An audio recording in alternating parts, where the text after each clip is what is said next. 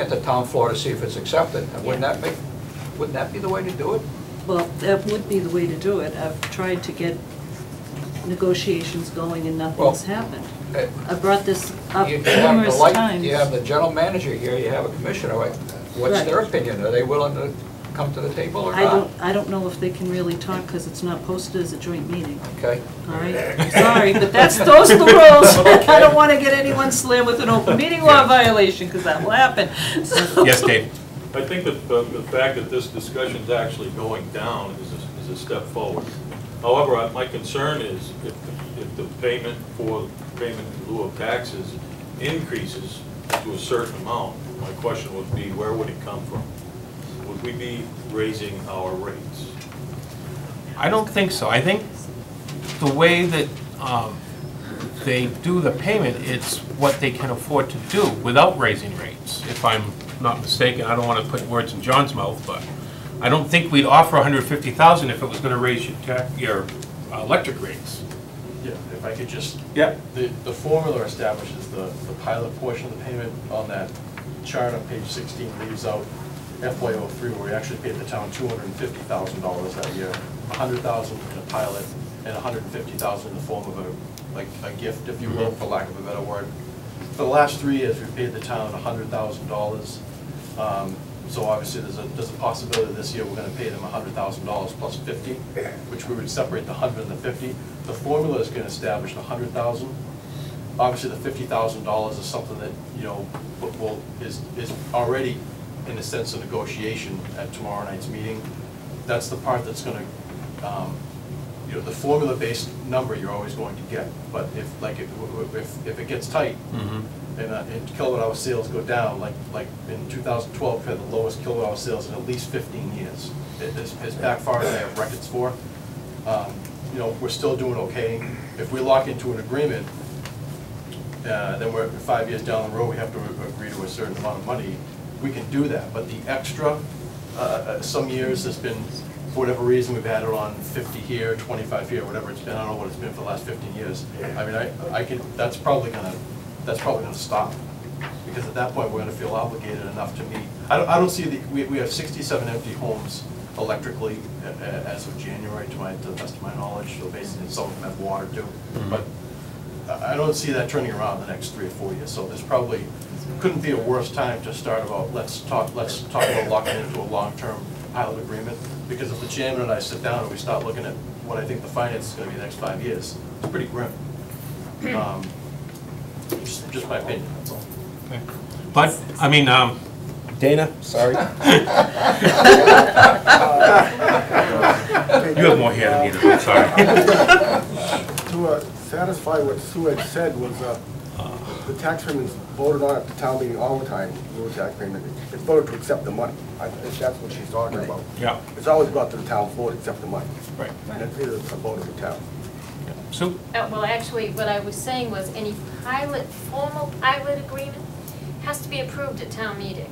In other words, everybody comes to the table, you all guys all agree it's going to be X amount over a 5-year period. The town still has to vote to accept that at a town meeting. But I just wanted to bring something up, and I believe, I'm just saying, I believe the John's figures over there, because obviously he sees the checks or however they give the town. My problem is more with the town side of the books. We haven't reported what they say they've given us on the recap sheet. And I don't know if that's something maybe the new accountant can look into it, because what year did you say the 250? 12.3. FY3, I believe, yeah. FY4? FY3. Okay, wait a minute. Okay, so I know you guys are on a calendar year, we're on the fiscal year. So what I have is in 2004, reported, and I'm just going by what's reported on the recap sheet, was 75,000. Yeah, that's what's on here. here. 2005, reported on the recap sheet, is 0. See, we've got a problem here on our end, not their end. We got a problem on our town books end. So, can you look into that? That's interesting. Yes, Bev? What? Yeah, but it should still be reported. Yeah, that's right. That's what I'm saying. That's what I'm That's how saying. you. Okay, please. Sorry. The reason that we went to the light company in the first place was that we felt that the debt that we have and the things that we need are gonna make it harder and harder for people to pay their taxes. And we have too many people that are already struggling. We have people calling Mr. Ritter asking for help with oil because they have no money. They've gone to all the different agencies. We've had our town offices, the girls that work in the office lose 5 hours. We are in real big trouble this year, you all know that. And what our feeling was that the light company hasn't lost anything, but they're still part of the town.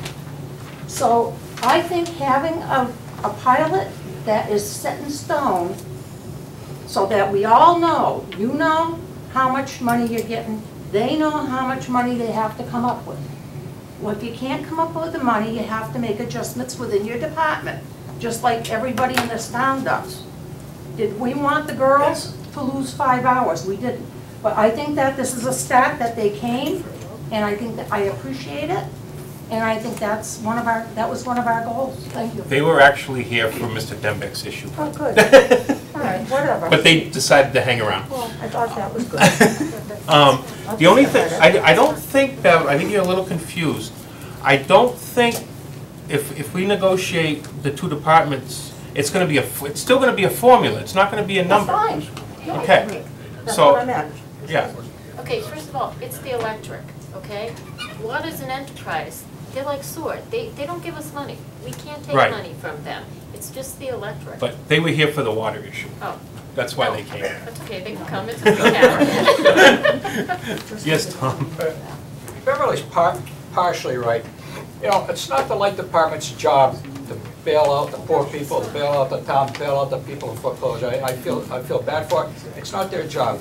But at the same time, it is their job, their obligation morally, maybe not legally, but morally, to pay a predetermined by formula pilot so that the town can plan every year how much money to expect.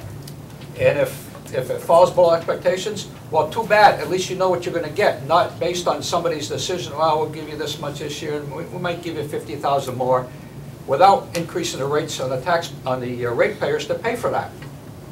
Okay, it has to be transparent, And it again, has to be known ahead of time. But again, it's not their job to bail out the town, but it's their job to pay a fair pilot. again, the negotiation will not be for an actual number, so they still A won't know formula, the I number understand. until Well, if you have a January, formula, February. you can calculate what it's going to be based on the information I hope they'll supply to you. Right. So, I mean, and that's why we're doing this now, so that at the meeting tomorrow night, they will have this letter from us, and, you know, the Light and Water Commission can vote tomorrow night, hopefully to accept this. Like, you know, with all due respect, I mean, I keep hearing from, you know, certain people, oh, these people are poor, these people need this, the town needs this, you gotta help us out. No, they don't. Their obligation is to pay a predetermined amount by a formula and do it every year.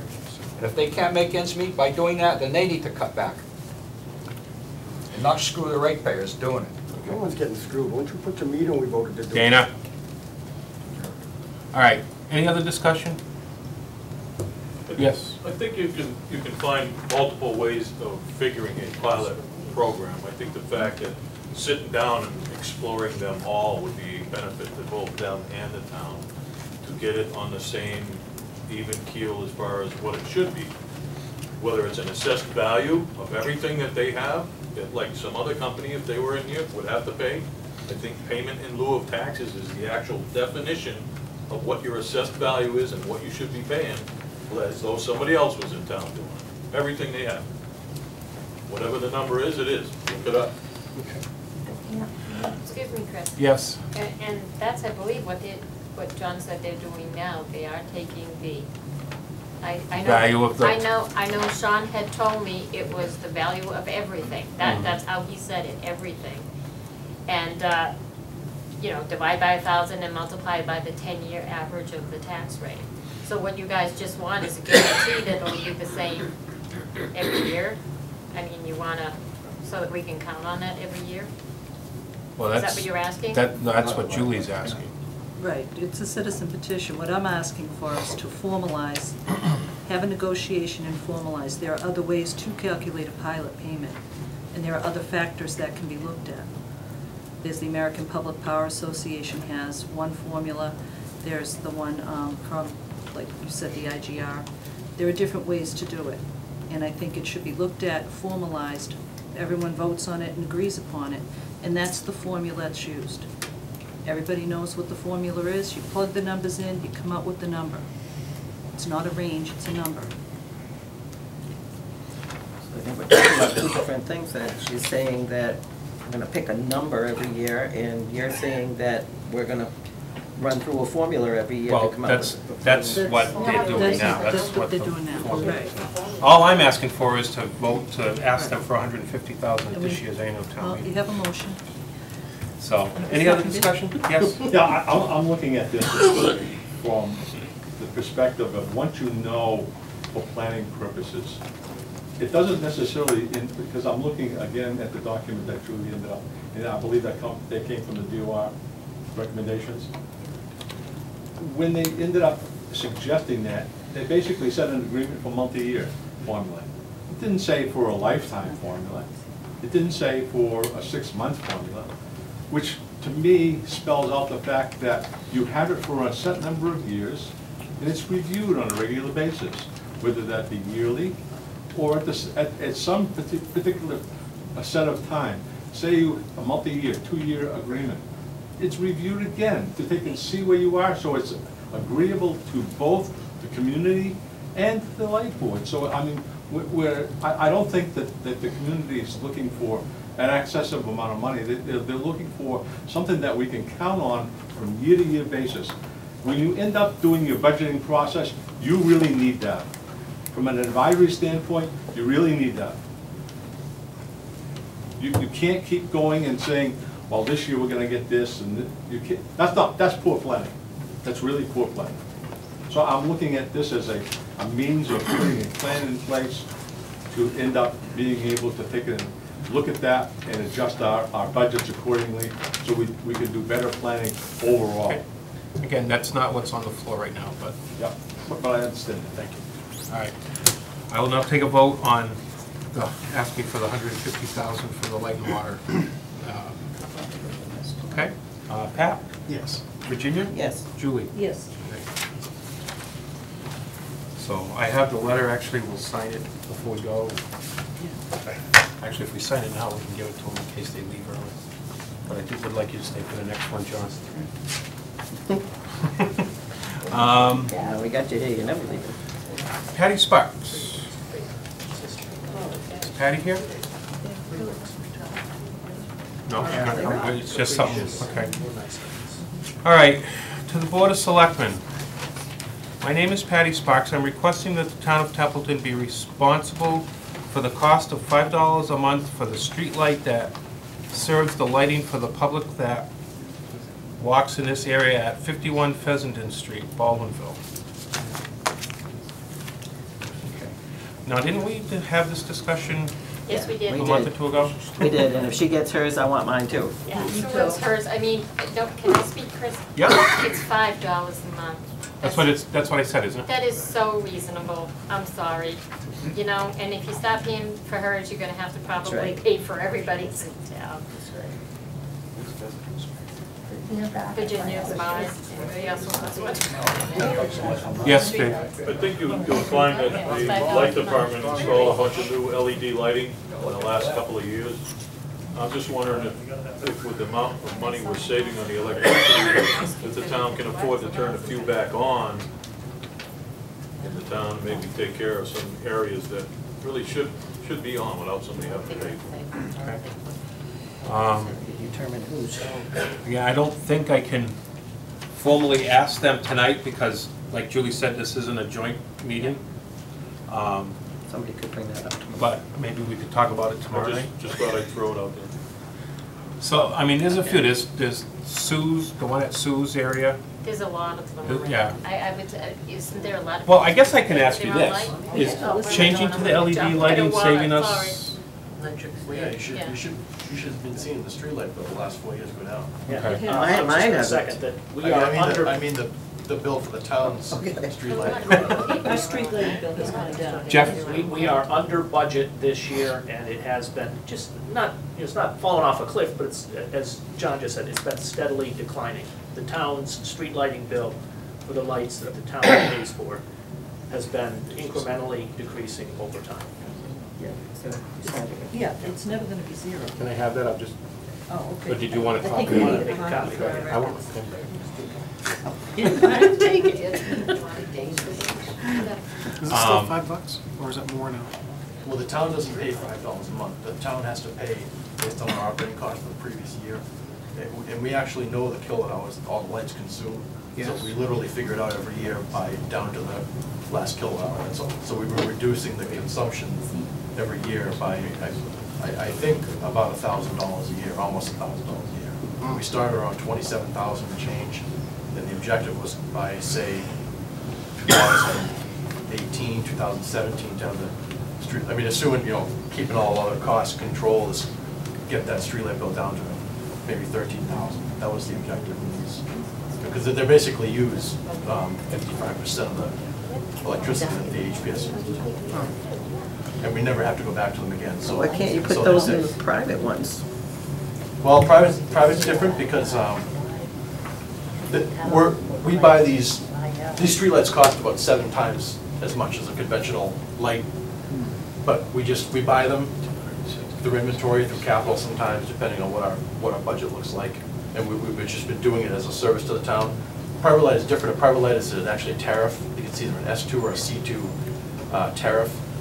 And someone paying $5 a month for a light, which is, yeah, it is pretty reasonable, but it's just a McGraw Edison or a General Electric 100 watt HPS light. I mean, just the head is maybe $65. To replace a private light with an LED light would $65, jumps to about $377 with a $40 cell or a $20. But again, all this is taken. The real point is we don't have to send the lineman back there. Ideally, that's the plan. You know, Right. One year we spent almost 6 hours a week under our 596 account, which is maintenance. And at that point, I just had enough because there's literally better things for us to do. We started streamlining the stuff we're buying, and why not spend $20 on a photocell instead of 4? And say bye-bye light, and never have, ideally not have to go back there for 15, 20 years. That's the objective. Right. So we're able to pay for those lights up front because we are seeing the savings. We know we're not going to send a guy back to that light every 3 or 4 years. When they started turning off streetlights, I don't think you were in charge then. I think Sean was still here. I wasn't even here, actually. Huh? I wasn't You weren't here at even all, here? no. Okay, so you probably can't answer my question. I was gonna, do you have any clue how they determined where they were shutting off? I think Dana could. Dana? I think Jerry and the police chief drove around and determined where they're gonna, Okay. they kept money intersections and areas that they felt were needed most, but it was Jerry and the police chief that did it. Manager and the chief. Okay, thank you. So I know where this is, it's not the end of the street. 51 Pheasants is not the end of the street, so. So it's in Because between the intersections. Mickey's 59 or 57. Right, and I think there's one down at the corner. There's one. Yeah, so it's not Mickey's, it's probably 2 up from Mickey, because I know the one next to Mickey's is not Sparks. It's gonna be the one before that. So, but I mean, yeah, I mean, Sue's right. If we start doing it for her, we gotta do it for everybody Bev and else. Virginia and Sue. And I think that the best thing to do is maybe have the chief maybe and John reassess the ones that aren't on and see if there's any that we should turn on.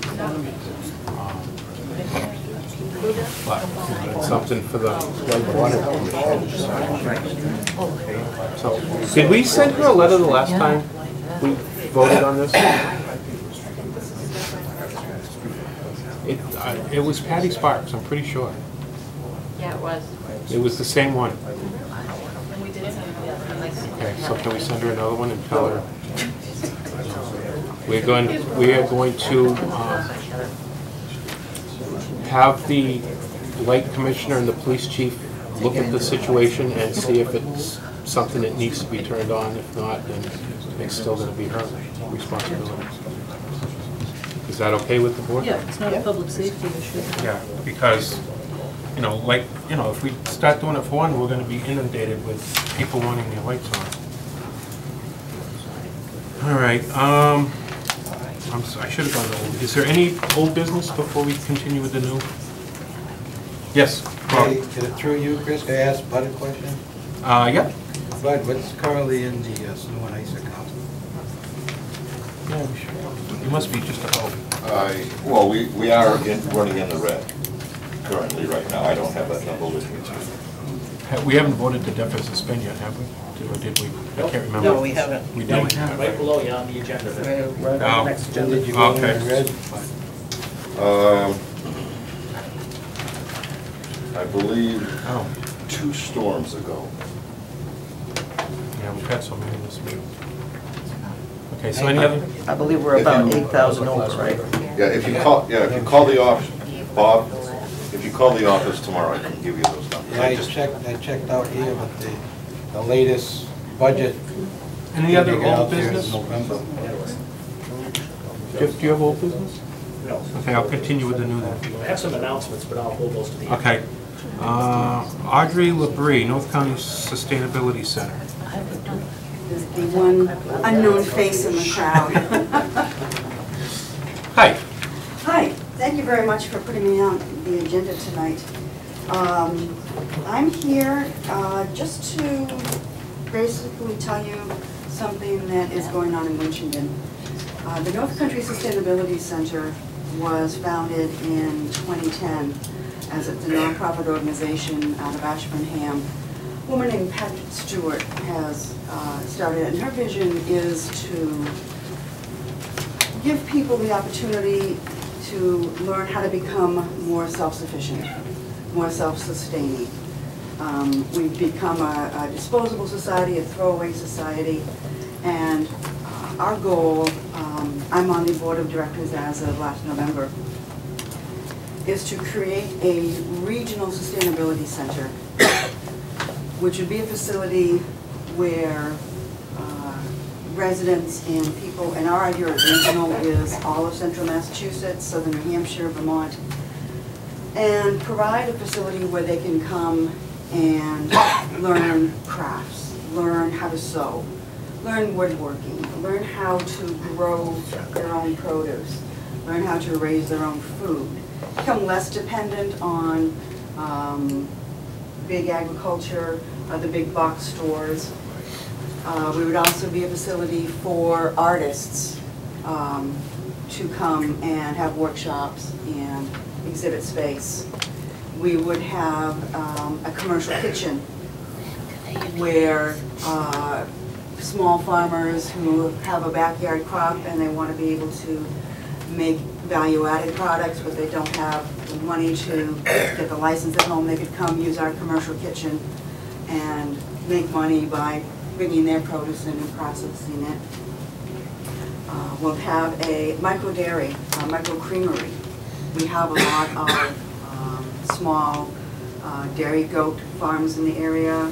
There's a lot of people asking for someplace where they can bring their milk and do their soaps, raw milk perhaps. We're looking into the raw milk laws in Massachusetts. There would be a dog component, an animal component for dog trials, dog training. There would be a high-tech component for the younger people. And as I'm mentioning these things to you, as I thought when I first saw her vision, it was, oh my gosh, there's so much to that.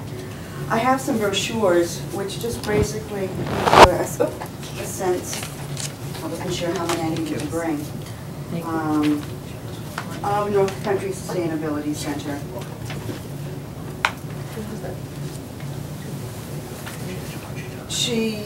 We tried to come up with a definition of sustainability. It means different things to different people. And a schoolgirl said, whatever it takes to keep it here. So the reason I'm here tonight is we're meeting with people in our immediate area, just to let you know that we're around. And what we would like to do is find some place and a time in Templeton where we can hold an informational meeting for your residents. They can come learn about the facility, get a sense of what we're looking to do. They started in Ashburnham, and for the first couple of years, they rented a building from the town of Ashburnham. And they had the farmer's market there, they had artists, there's a consignment shop, a retail shop. About a year ago, for whatever reason, before I got involved, the town of Ashburnham decided not to renew their lease. So we're looking for some place to create this facility, and we have focused on the Milet property in Winchton, the Old Bay Plastics. We've made an offer on it, and they've countered, and we're going back and forth a little bit, but it's looking very positive that we will be able to get that facility. And it's in perfect shape. We walked through it a month or so ago. And there would be room for, my printer stopped running, so I was going to do a couple of these. Yeah. But that tells you, we took the outline of the buildings, it's 100,000 square feet and about 55 acres. And it shows you a little bit about the vision that we have. We're a 6-member board right now. We have about 60 paying members. And we're just looking to get the word out, let people know what we're doing and invite them to come and see. And First question would, would be, what is the cost to be a member? I think it's on the back of the brochure. I got it. It's $30 annually for so it's an individual thing, it's not towns you're looking for, it's individuals? Yes. Okay. Whether there's something that we could do as a town together, I'm not sure. But at this point, that's what we're looking for. I guess we could. The school. Pardon me? Put them in touch with the school as well, their Yeah. answer, because the kids may find some benefit. We put you in touch with the superintendent of schools. Yes, actually, I spoke with Jeff Bennett, and he's put me on the agenda tonight, and he gave me the contacts at the school. He gave me another person's name too, I can't recall at the moment. And then he's the one that suggested I come tonight and let you know. So we would be looking to set up a time and place where we could just have a big get-together and let people know. Is this room big enough, or would you need something bigger? Something bigger. So you'd have to go to the school then? Yeah. Okay. You'd have to ask them for a time, and they may charge you, just to Okay. let you know. All right. It's not a lot. Would this room be available? I mean, you'd have to check with Kate, Okay, but, there are times when it's available. sure, okay. And then you would be responsible for promoting it in the paper or whatnot. Yes, yeah, we would do all of that. We would just make sure somebody's here to let you in. Yeah. word Yes. wise, our room capacity here. Yeah, it's only- easy to breach, and once you Yeah. get past it, you have to It's shut it down, 47. so you 47, might want okay. to go through. So if you want something The bigger, school you're might better be off better. going to the school and either Or a using the private hall. cafeteria. Okay, A private hall. Which is a private It's hall, a yeah. good place for something like that, the Yeah. cafeteria. 50 people show up, you can't have the. Yeah. okay, And if it's during the school week, they may not charge you, or they may charge you something. It's totally up to them. mm-hmm, right, Yeah, this is really the only room we have. okay, And like Kirk said, it's very easy to overfill. I mean, we're close, we only have like 5 open seats, I think, tonight, so sure, it's very easy to overfill this. yeah, But okay. another thing you might want to do is get some of these flyers and just And it's say, put them on the here table on up in the our hallway. table, Perfect, if yes. you have extras, so. I will have to bring some over, I don't think I have any more Okay. with me tonight. Any questions I can answer at this point for you? We have a waiting list of people ready to come in and start using the facility. Worcester County 4-H has contacted us about using one of the wings for 4-H activities. If you're familiar with the property, the front yard is absolutely gorgeous, and we would have open up for farmers market, festivals, music concerts. And we ourselves would not, grow for sale, or there'd be a retail area. We would just be the facility, and someplace where people can come and make some money off of their home crafts and such. Anybody have any questions for me? So, thank you. All right. Oh, wait a minute, yes. Where are you located now? We don't have a home at the moment. They're Homeless. trying to purchase some, recently. Correct. The Ashburnham location closed, I think, 10 or 12 months ago. So right now, we are holding classes. We've got some sewing classes going on in people's homes. I got involved in November. I'm chair of the Winchton Agricultural Commission, and I'm also a manager of the Toy Town Farmers Market. So they held an informational meeting in Winchton, and I went and I connected with Pat Stewart and came on board. We being my family, we have a small farm stand shop that I think we're going to start offering classes in the next week or two, a whole gardening, series of gardening classes, and we have a woman who lives right down the road from us who spins, and she's willing to give classes and such like that. So, you know, people don't, and I say people in general, like I said before, we've become a really disposable society. You know, this zipper doesn't work on this jacket, I'll go out and buy a new one, and such like that. So, we're really excited. We should hear back this week on the panel.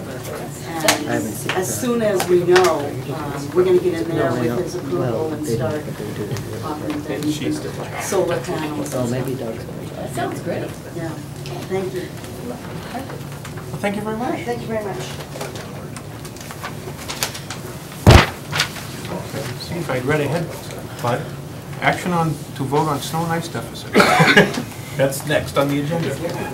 Can we allow Jeff to explain? I'd be happy to. In fact, maybe I should come around and address the board. This is not what it seems on the agenda. Oh, okay. And Virginia raised the question, and she is absolutely right to raise it. Good thing I'm sitting right next to the advisory board here, because he does not see this coming. This year, we lowered our appropriation for snow and ice. Remember when you did that as an emergency, that's doable. But I spent a good 30 minutes talking to town council late this afternoon. I have a full brief in the office there, but it's many pages, and I'll boil it down for you. When you lower your appropriations, you must fully fund your snow and ice budget out of current appropriated resources. This is to prevent towns from making their appropriation zero. So we have lowered our appropriation from 150 to 125 or 165 to 125, and we now have we're in a deficit position. The only place we can get money to fund snow and ice in fiscal 13, this year we are in, is either from already appropriated money, which we can do either at a special in the spring or when we move money in May and June by taking some money from the select board's expense account or laying off the town treasurer or whatever. Or in the alternative, approaching an emergency for the reserve fund to transfer the necessary funds to cover the deficit that's on the budget this year.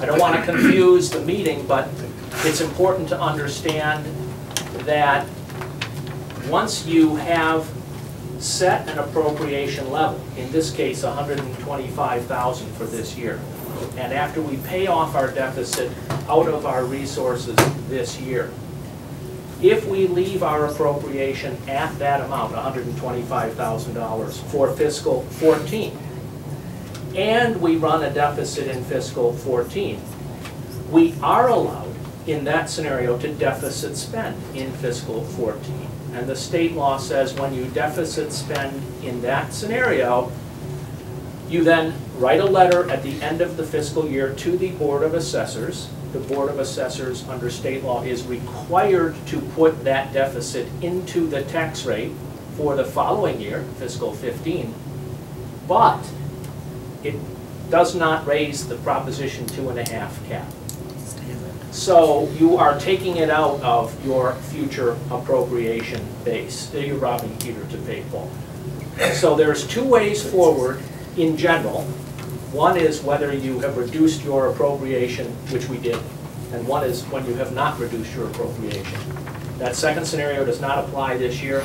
The only one that applies is that we need to cover the highway department's snow and ice deficit this year out of money that we've already appropriated, whether it's the reserve fund, I'd say stabilization, but we took care of that on Wednesday night last week, or other resources that we have by literally scraping the cash out of individual expense accounts across the town, including highway budget or whatever else we can. So it's my recommendation that the board not actually vote tonight, but in fact consider making a written request to the advisory for a transfer from the reserve fund to cover our snow and ice deficit in this fiscal year. Should that not come from Bud? Yeah, we need a specific value, actually, which I know Bud isn't prepared to give us tonight. Right, We can certainly do it in the The morning. request to the advisory board should come from Bud, though, not from us. Well, yes, except that it has to, he reports to you, so it sort of comes through you. I suppose.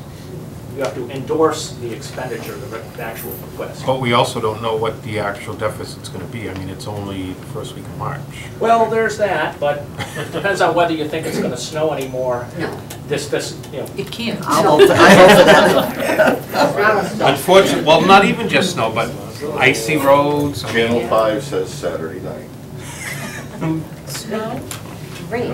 Well, no, they're saying Boycotting rain, Channel 5. rain tomorrow, temperatures are gonna drop, and we could have some frozen mix on Saturday night. That's right. I'm hoping he's wrong. Oh, yeah, that wasn't on my calendar.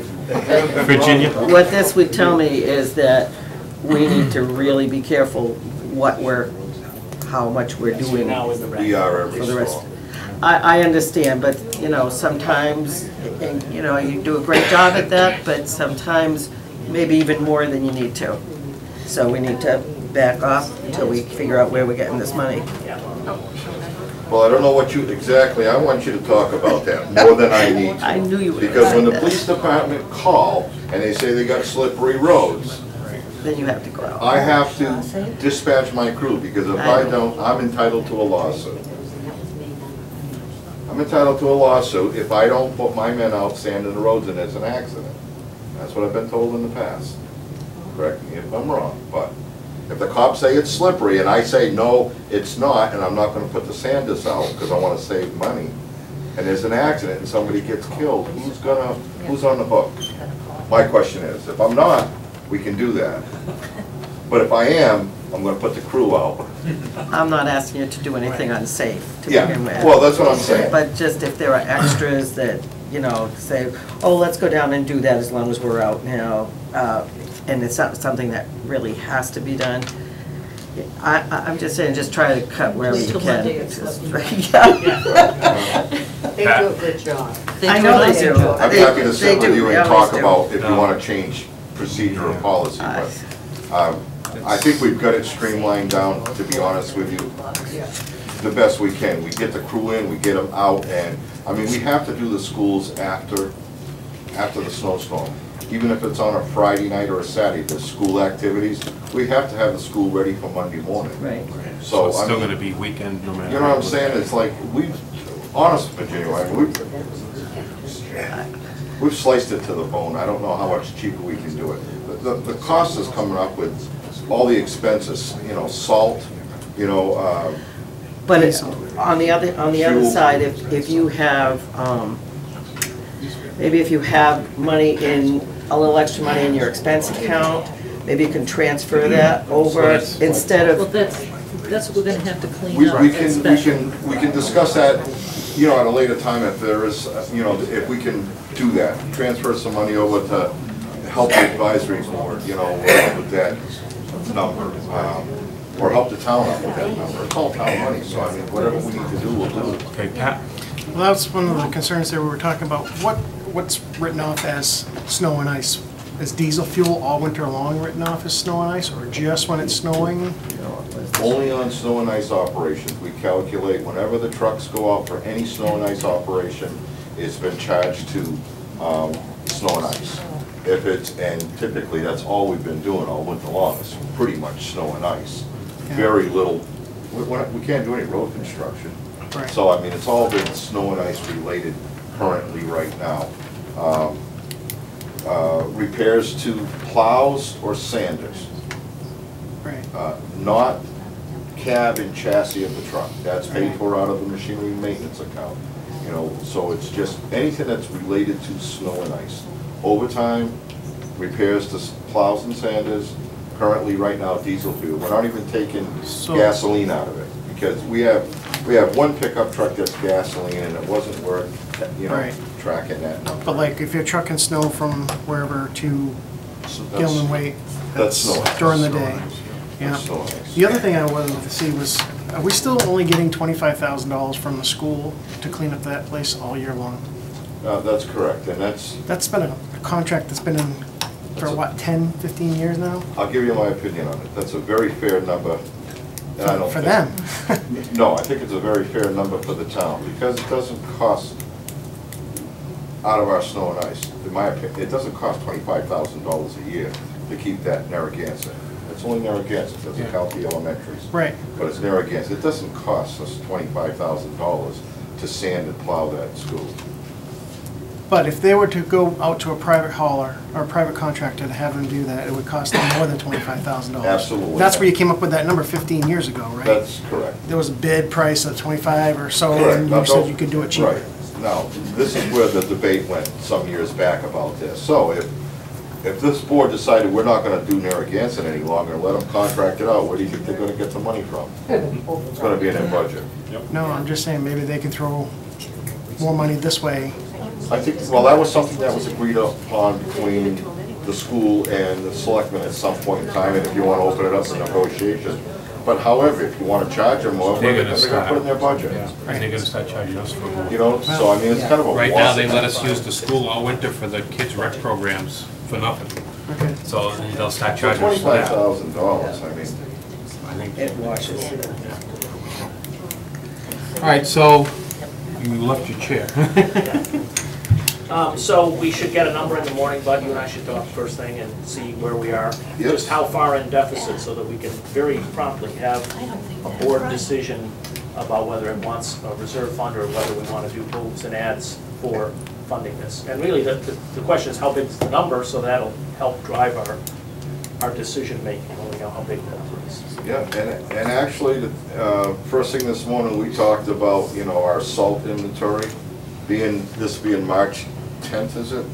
You know, we're looking at 3 to 4 weeks of winter coming.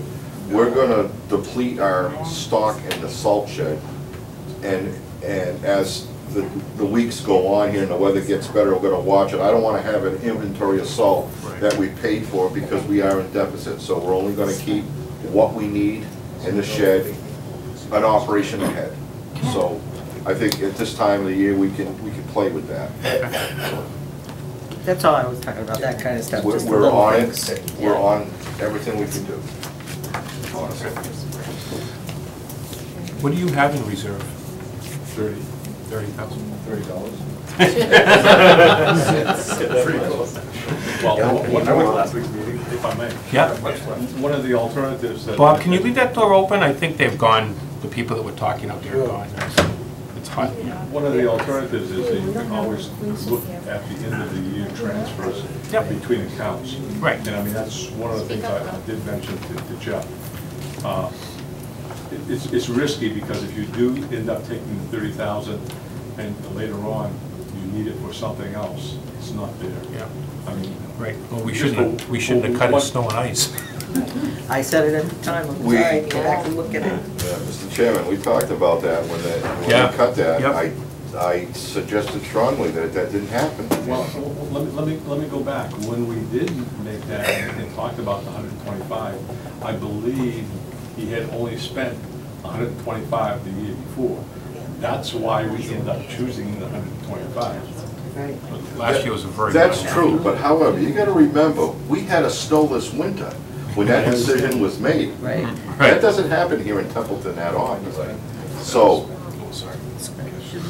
Yeah. Pat? Jeff, we talked about this a while ago. What DOR recommendations are, you're not supposed to go, you cannot budget below your amount? Right.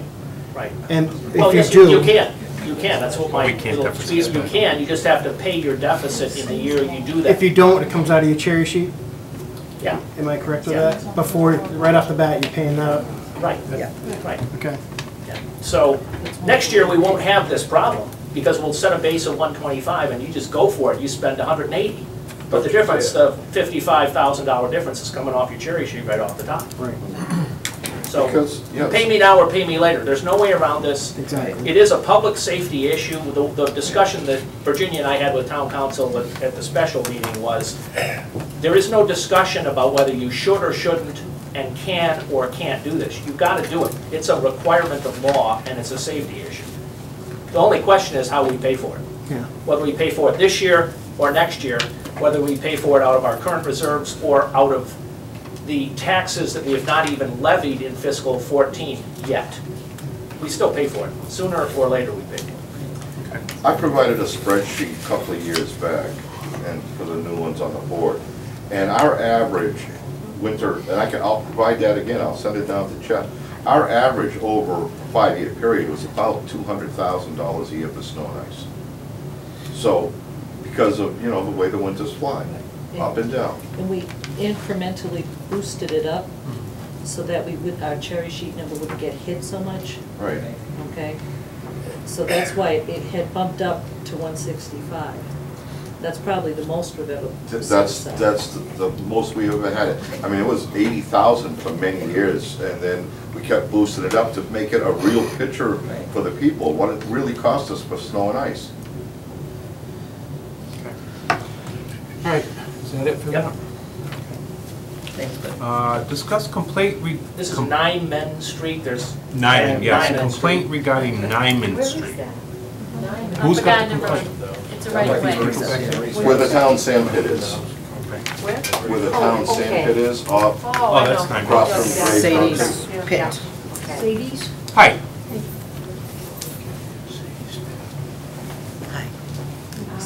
My name is Maria Perdereski, and I live in 24 on Nyman Road.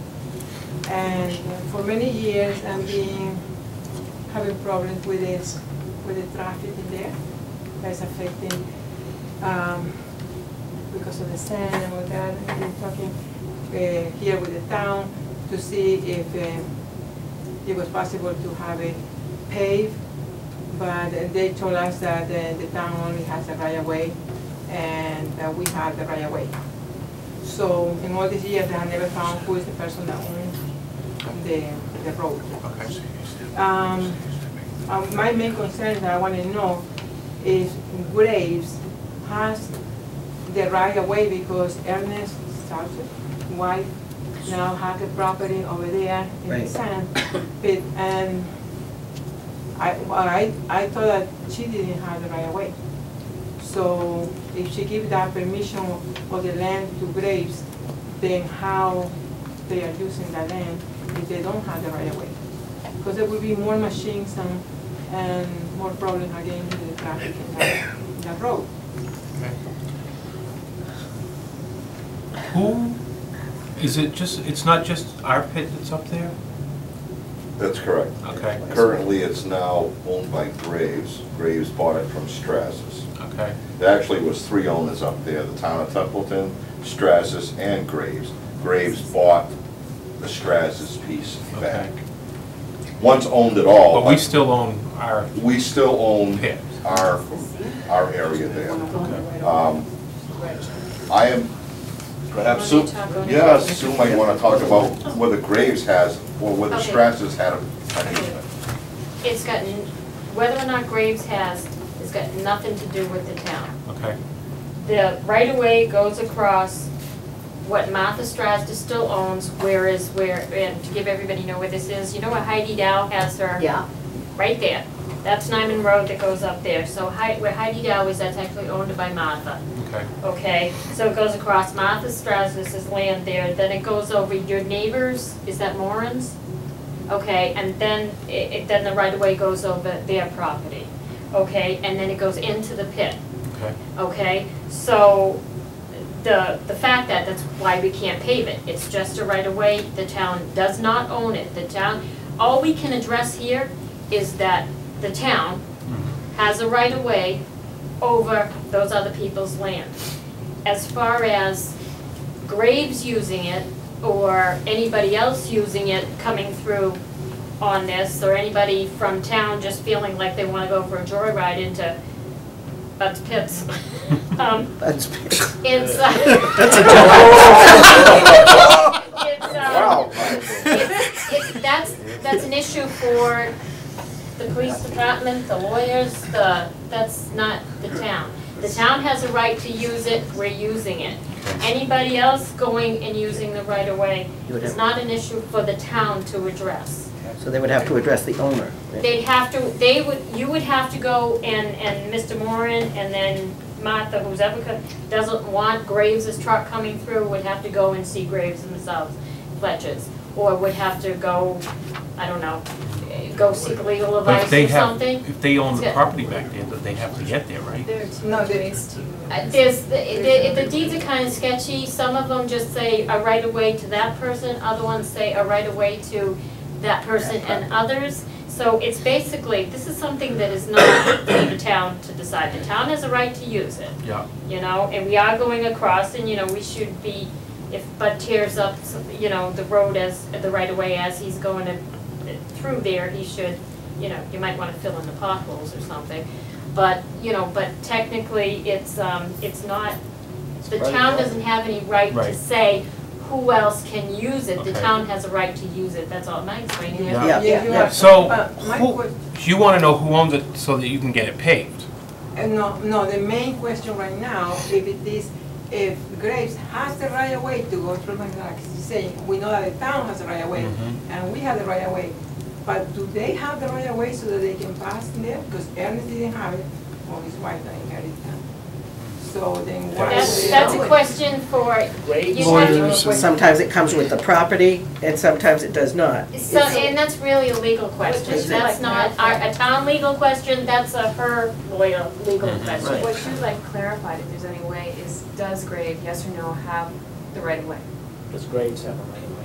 Once again, you'd That's have for to go to something the to ask owner of Graves, the yeah. property, and if Graves is the Or owner you'd of have the... to consult your own attorney, it's got nothing to do with the town. Because the town, We try to find out what property Graves owns back there. And you can research online, and Sue could help you find it, but you look at that deed, Graves' deed on his land that he owns back, and that deed either does or does not allow the owner of that land to go across your property.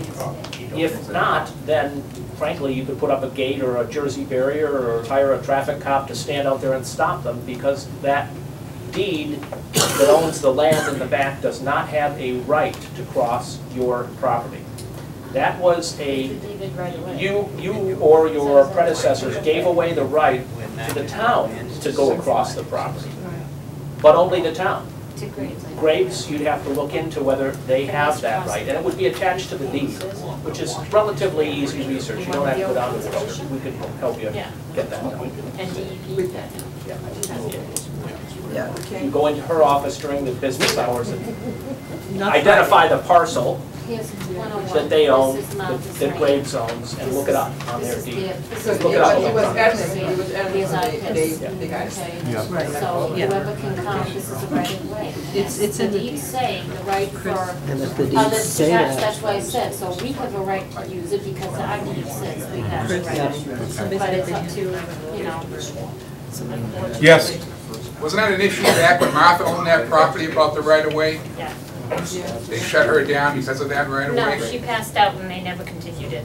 Unfortunately, no, seriously, she passed out. I remember that, yeah. Yeah, and That was I an think it issue was that never, brought up it was before, never wasn't brought it, up about again. Martha using that right-of-way? No, Her gravel pit? not so No? much using the right, through you. Go ahead. Not so much Martha using the right of way as I changed where her road was that went into her pit. Temporarily, it's now restored back to where it was, now that we have mined out that cell for our, you know, our winter sand. Okay. So if Graves has a right of way, it would be connected to their deed. Or it would be on one of these other people's deeds. Okay. Yeah. On Martha's deed. Well, not on Martha's deed, no, it might be on Mr. I think there was something, if I right, there was something on Mr. Moran's deed, I believe, going back, that said the right for him and others to pass. This is why I said, this is a land court question, this is an attorney question. This goes back a long Not our while. attorneys, don't get me wrong, this is not our attorney question. This is a. Exactly. You know, just think of it as in your own self thing. If you own a piece of land and the person in back has a right, and then all of a sudden they're using too much of it, who are you gonna go to? Forget that the town's back, you know, here. You're gonna go to your attorney, or you're gonna say, you know, you're gonna say, do I have to let, you know, these people go back there? You said that, I didn't. Yes, but. And what I can tell you what we've done is, because I know these folks and the two neighbors that live on there, that at one point in time when the town, before we mined out that cell, the property, our town property was elevated above their property. And during our operation, I had changed the grade of the road so that everything from the gate, which I lock, keeps everybody out of my pits soon. Okay. I changed the grade so that all the water now goes into the pit and not into their road, which actually typically wash their road out. During our operation, we brought in a bunch of processed gravel that we made, and we put it on the road, graded it, and kept it smooth during our travel time. And then we were prepared to put down calcium chloride in the event that we had dust on a day that we were hauling out, which I spoke to this lady here about. And I think we had some rain in between them days, and we actually didn't have any dusty problems from the time we talked till we stopped hauling. But my understanding was that it was only the town going, and now when I see all these huge trucks coming by, it's like, what's going on? The vibration ruining the Well, foundation. I think, I remember when Mrs. Strasdis came to the meeting, and she had the pit, she owned the property, and she just used, she had to keep it grandfathered, to keep the pit active without going through a whole bunch of regulations, had to take 1 truckload out a year. And that's how she used it, just to keep the pit active. Graves is in business, okay, so it's an allowable use because it is a pit. Because he said, he went to talk to my husband, and he said that there is another place that Requires conservation, right? I'm sorry, where was this at? In the back. The back road. The other road that can be used. Wasn't there another road past Heidi's? No, there's only one road in through Nyman Road, and then actually there were 2 ways to get into the pit. You could go straight into Stratton, and actually the town of Templeton, actually, our property is where the trailer is. That road that used to go out that way, to the right, you know what I'm talking about? side with the bridge. Past Nyman Road, entering East Templeton, there's. Sawyer Street. The old thing that Oh, Ernest okay, now, I understand it. I mean, what I was told from a long time back was that was the easement to get into the pit. That was the second entrance in. Hence got washed out in whatever year the bridge went out. It was some sort of a rickety bridge over it. I'm really not familiar with that bridge. But that hasn't been in use for many years. The 30 years I've been working here, it's never been used. I don't know actually whose access actually is legally. The road must be somewhere. Maybe here. theirs may This not has be. gotta the bridge I they're can't talking say, about right here. honestly. You'd have to look into that. Peter? The town had a building in there 60 years ago, did you know that? The town had a building beyond that gate on the left-hand side, let's keep rocks all in there, snow fence in there, numerous things there, right on the left-hand side, where it's all dug out now. That's 60 years ago. So, There's a building there. basically, we can't, there's nothing we can do for her. She needs to, We can try to help you find the deeds. yeah, we can try to help you find the deeds if you go down to her office. She can help you. She's an We outline can, we'll let her do it. But, I mean, if she can see what she can find, and if it's not here, then you may have to get your own lawyers to look into it. But there's nothing the town can actually. Thank you for helping. Thank you, everybody. Thank you for You know where her office is? Yes, she's better. Okay. All right. I have one more thing under this. Well, wait a minute, we still got one more thing on the chart here. Oh, I know Eileen's not here. Are you speaking for Eileen, Doug? I remember when it. No? What her issue? Okay. And Eileen?